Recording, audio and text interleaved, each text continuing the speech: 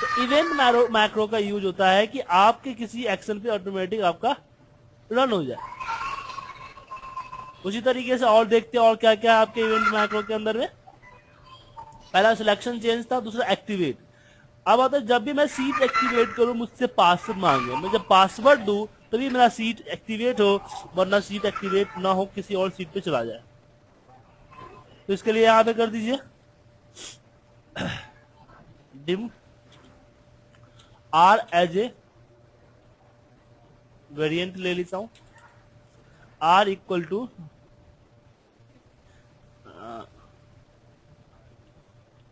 Input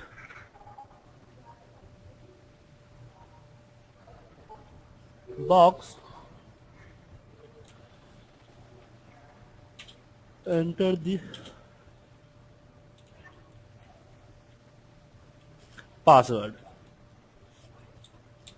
फिर condition check करेंगे कि if R is equal to 1 2 then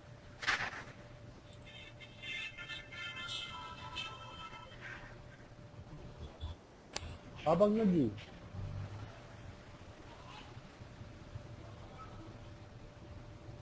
कीजिए कीजिए, क्लास तो हो चुकी है 10 मिनट, आधा घंटा हो गया ना साढ़े 6 ऑलरेडी। मैं भी कुछ 15 मिनट लेट आया था।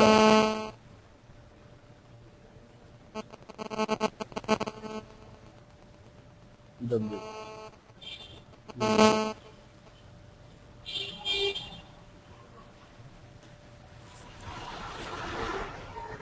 इफ आर इक्वल टू 1 2, मैंने बोला कि अगर आर इक्वल टू है 1 2 then active sheet dot select कर दीजिए या फिर एक्टिवेट कर दीजिए, एल्स सीट 2 नहीं सीट 1 डॉट एक्टिवेट। यहाँ एक्टिव सीट डॉट सिलेक्ट का मतलब क्या हुआ, और एक्टिव सीट को क्यों एक्टिवेट करे, वो तो ऑलरेडी एक्टिवेट है क्या सर। बेसिकली ये जो मैक्रो रन होगा आपके सीट पे क्लिक करने के बाद होगा, सीट को एक्टिवेट करने के बाद होगा, ठीक है ना। इसलिए मैंने एक्टिव से इस कोड को लिखने की जरूरत नहीं थी, हमें बस इसको देखना था। हमें यहाँ पे कर देते नॉट इक्वल टू 12 तो सीट 1 डॉट एक्टिवेट। तब क्या होगा कि जैसे मैं किसी दो सीट 2 पे जाऊंगा मुझसे मेरा पासवर्ड मांगेगा, मैं पासवर्ड सही दूंगा तो मुझे इसमें काम करने देगा। अगर मैंने पासवर्ड कोई गलत डाल दिया तो यहाँ पे है, तो आप यहाँ पे मैसेज भी देना चाहते हो कि पासवर्ड इनकरेक्ट, यहाँ पे MSG बॉक्स यहाँ पे लिख दीजिए पासवर्ड इज करेक्ट,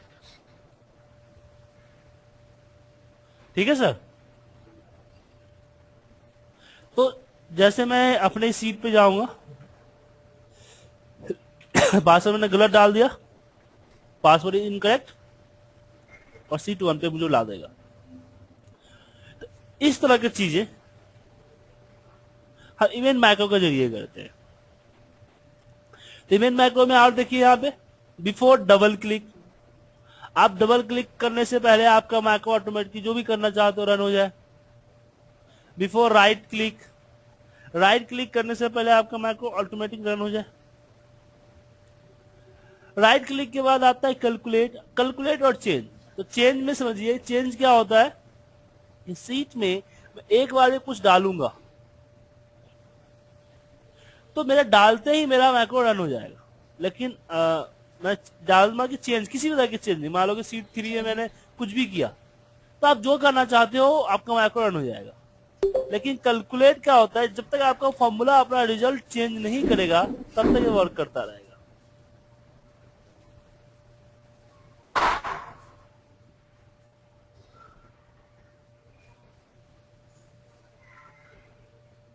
देखिए इस तरीके से हमने बोला था बनाने के लिए।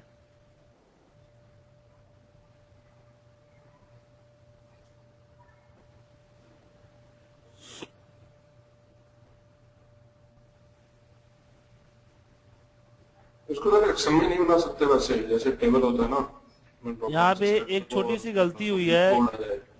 आपने पंकज जी शॉर्ट क्यों नहीं किया इसको? बॉर्डर स्टाइल में आपने ये देखिए, आपने पूरा ये देखिए कॉपी पेस्ट कर दिया। आपको दिखाना चाहिए था ना कि इसमें कौन जरूरत है कौन जरूरत नहीं है। अब एक ही में इतना, एक ही रहना चाहिए। बाकी तो ये आपका ये है ना, इसके वजह से होता है, तो इसी में आप यहाँ पे चेंज कर देते। अच्छा सर। आपने सीधे वो उठाया कॉपी पेस्ट कर दिया, आपसे कुछ समझा ही नहीं। आप चेंज कर देते तो आपको थोड़ी समझ में भी आता क्या। सर वो मैंने एक टेबल बनाया था, उस टेबल को उसे एडिट कर रहा था सर, तो जो प्रोग्राम मुझे मिल रहा था उसे कॉपी पेस्ट किया था सर।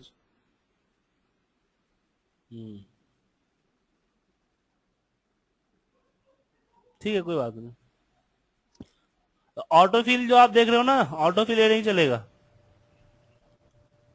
क्योंकि इसमें रेंज फिक्स है। जी ठीक है ना। जी जी जी। ओके, तो हम बात कर रहे थे अपने इस पे। अब जैसे कि मैंने एक छोटा सा काम किया कि जब भी मैं इस पे कोई मैं चेंज करूं, एक ही बात कर रहा हूं कि जब भी मैं यहाँ पे कोई चेंज करूं, इसके अगले सेल के अंदर में, मान लीजिए यहाँ पे मेरा डेट है, सॉरी यहाँ पे मैं डालना चाहता हूं नेम, डेट एंड टाइम। तो जैसे मैंने यहाँ पे अपना नाम को भी नाम लिखा, नाम लिखते ही इसके अगले सेल में डेट, इसके अगले सेल में टाइम आ जाना चाहिए। चलिए, इसके लिए हम कंडीशन देते हैं। तो इसके लिए हम करते हैं चेंज पे, कि हमने इवेंट दिया कि जब भी कोई मेरे सीट में चेंज करे तो मेरा माइक्रो रन हो जाए। तो मैंने किस सीट पे करना था? सीट 3 पे करना था। तो मुझे सीट 3 पे मैं डबल क्लिक करूंगा, यहां से मैं वर्कशीट सेलेक्ट करूंगा और यहां से सेलेक्ट करूंगा मैं चेंज। अब प्रॉब्लम यह है कि नाम अगर चेंजिंग सिर्फ एक कॉलम में हो तभी यहाँ पे डेट डाले, अगर मैं कहीं और चेंज करूं तो मेरा माइक्रो वर्क ना करे।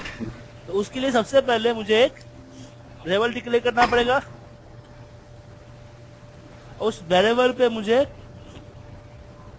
कॉलम नंबर डॉट कॉलन आ जाएगा। फिर कंडीशन देंगे कि इफ अगर r इक्वल टू 1 है देन क्या करे हो, एक्टिव सेल डॉट ऑफसेट एक ऊपर जाए और एक आगे जाए, उसकी वैल्यू इक्वल टू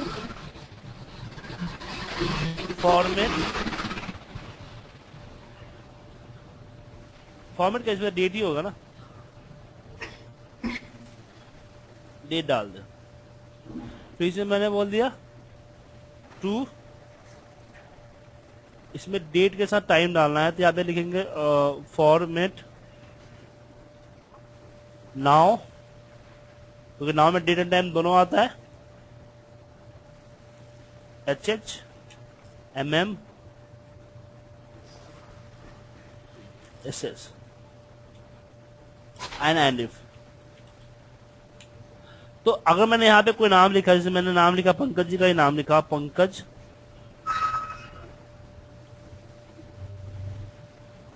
नाम लिख के जैसे एंटर प्रेस करूंगा, इसके सामने आप देख रहे हो डेट एंड टाइम दोनों आ गया। लेकिन ये प्रॉब्लम है, इसमें थोड़ी सी प्रॉब्लम ये आ रही है कि ये एंड क्यों नहीं हो रहा है।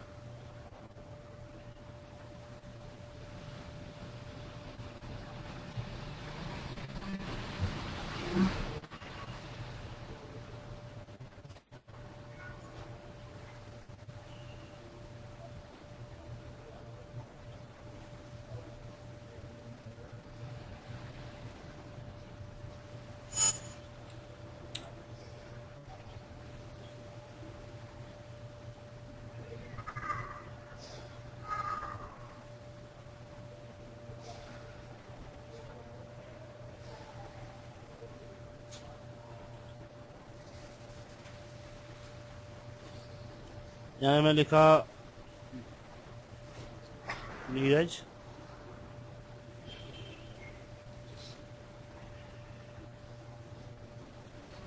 अभी नहीं ये चलते अच्छा ये देखो यहाँ पे प्रॉब्लम क्या हो रही है कि हम डेट जब चेंज कर रहे हैं, टाइम जब चेंज कर रहे हैं, तो वो भी एक तरह का चेंज कहला उसका रहा भी है, बहुत हो जा रहा है। समझ गए?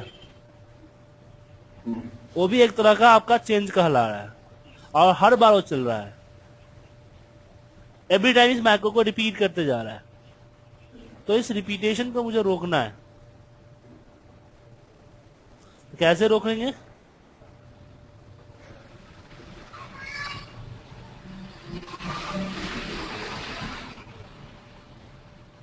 लेकिन हमने R=1 तो लगा रखा है, फिर तो चल रहा है। क्या सर? आपने कंडीशन तो ऑलरेडी लगा रखी है ना, R=1 एक R=1। हाँ, तो हम ये कहना चाह रहे हैं ना कि जैसे हम इसमें इस कॉलम में टाइप करें तभी यहाँ पे नंबर यहाँ पे प्रिंट करे, अगर मैं कहीं और चेंज करूं तो प्रिंट ना करे। नहीं इंजीनियरिंग में मैं बोल रहा हूँ कि आपने तो कंडीशन लगा रखी है, फिर ये अदर सेट में क्यों चल रहा है? क्या बोल रहे, मैं सुन नहीं पाया। आपने ऐसे कंडीशन ऑलरेडी लगा रखी है ना कि अगर मैं ए वाला जो कॉलम है उस पर कुछ काम करूँ तब ये चले, अदरवाइज ना चले। तो इसका सॉल्यूशन क्या होना चाहिए? मैं इसको कर देता हूं ग्लोबल ऑपरेटर और यहां पे कर देता हूं R=,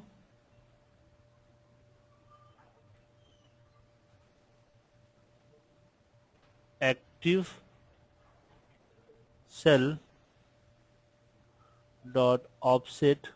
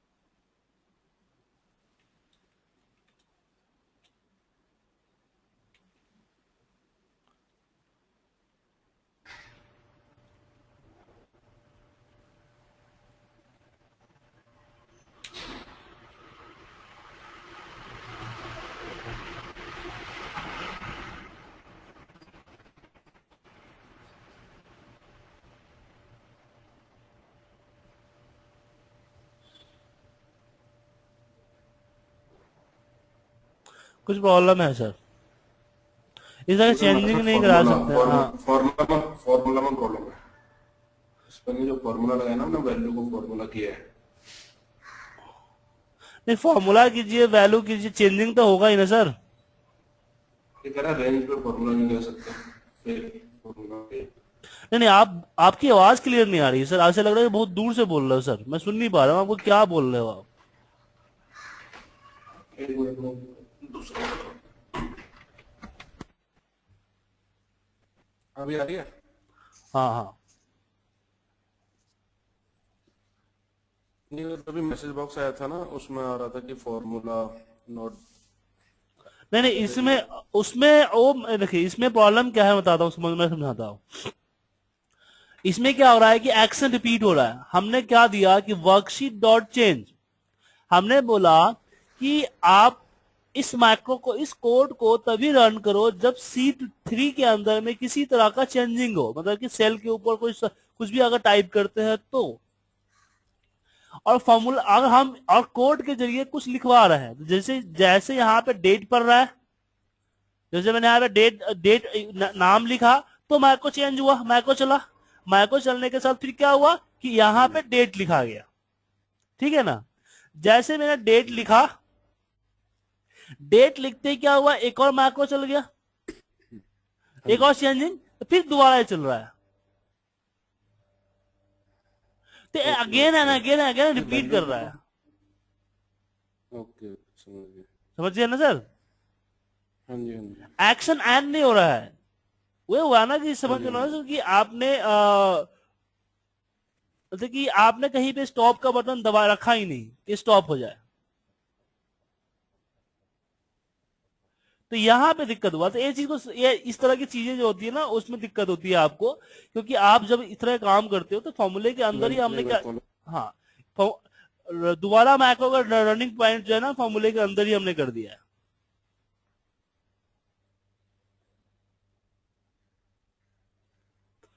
वो एवरेज चेक करता है, इसलिए प्रॉब्लम हो रही है। तो इस तरह के मैक्रो का दिक्कत होता है। वरना चेंज पे आप और भी कुछ जैसे सेव करना हुआ, हम लोग बेसिक ज्यादा यूज करते थे सेव करने के लिए, कि जैसे ही कोई मैं यहाँ पे टाइप एंट्री मारू, एंट्री मार के एंटर मारते ही मेरा फाइल ऑटोमेटिकली सेव हो जाए। ठीक है। इसी तरह के बाद हमारे पास कैलकुलेट आता है।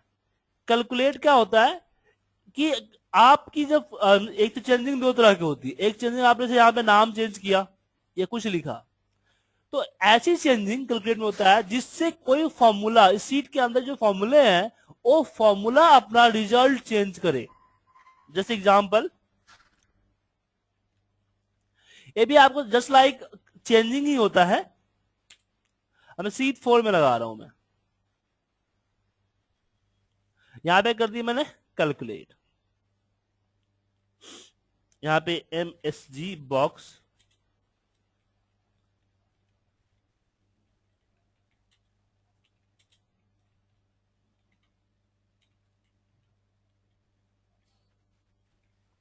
अब देखिए मैं यहाँ पे 85 लिख के दोबारा एंटर मारूंगा, नहीं, कोई दिक्कत नहीं है। यहाँ पे कुछ लिखूंगा ये आपका नहीं चलेगा। अब जैसे मैंने यहाँ पे 36 को 35 किया, मैं आपका मैक्रो रन होगा। क्यों? क्योंकि आपका फॉर्मूला अपडेट हुआ। ठीक है सर। फिर कैलकुलेट के बाद आपके पास आता है डीएक्टिवेट। मतलब एक सीट को छोड़ के दूसरे सीट पे जाना चाहते, जैसे ही सीट को छोड़ू मेरा सीट हाइड हो जाए या मेरा सीट आपका पासवर्ड लग जाए, तो कुछ भी कोड यहाँ पे देना है तो क्लिक कर सकते हो। फॉलो हाइपरलिंक, अगर आपने कोई हाइपरलिंक लगा रखा है उस पर क्लिक करते कुछ करना चाहते हो आप तो इसका यूज कर सकते हो। पाइवट टेबल अपडेट, जैसे आप पाइवट टेबल को रिफ्रेश करते हो, रिफ्रेश करते समय जो प्रॉब्लम होती है ना उसको यहाँ पे रिफ्रेश करते ही आप चाहते हो कि आपका मैक्रो अपडेट हो तो इसका यूज यहां से कर सकते हो। सिलेक्शन चेंज तो मैं बताई, तो आपके मतलब कि आप कोड तो वही लिखो जो मैंने अभी तक आपको सिखाया है, लेकिन आप कोड कहां लिखोगे उसके डिपेंड यहां पे करता है। तो आपको आपके हिसाब से होता है कि आप किस पे करना चाहते हो। यही नहीं, अगर मैंने कोई बटन वगैरह साइन किया, जैसे मान लीजिए मैंने एक और काम करना चाहता हूं कि आपने कोई बटन असाइन किया है, अब इस बटन के ऊपर इवेंट करना है तो इस पर डबल क्लिक करके कर सकते हो। लेकिन डबल क्लिक कहां हो रहा है, देखो वर्कशीट, मैंने सीट 5 के अंदर हो रहा है। तो अगर आपने वर्कशीट में यहां से कमांड सेलेक्ट किया, ऐसी तरह से जो भी आपकी एक्टिव कंट्रोल जो आप लेते हो ना उसकी कोडिंग आपकी उसी सीट के उसी इवेंट पे होती है, और उसके भी इवेंट्स होते हैं बहुत सारे। तो आप फिलहाल आप क्या कीजिए कि आप वर्कशीट के जितने भी इवेंट्स है ना सब पे कम से कम मुझे 2-2 मैक्रो बना के बताइए, 2-2 प्रोग्राम करके एग्जांपल करके मुझे मेल कीजिए। प्रोग्रामिंग वही होगी जो अभी तक आपने सीखा है। ठीक है। उसके बाद आपको हम दिस वर्कबुक का जो इवेंट है वो इवेंट आपको कराएंगे और कुछ इससे सिलेक्टेड एग्जांपल बताएंगे। तो कल आपका इवेंट मैक्रो खत्म हो जाएगा, उसके बाद स्टार्ट होगा आपका एक्सेल फंक्शंस। ठीक है सर, मतलब कि 50% मैक्रो आपका कल खत्म हो जाएगा।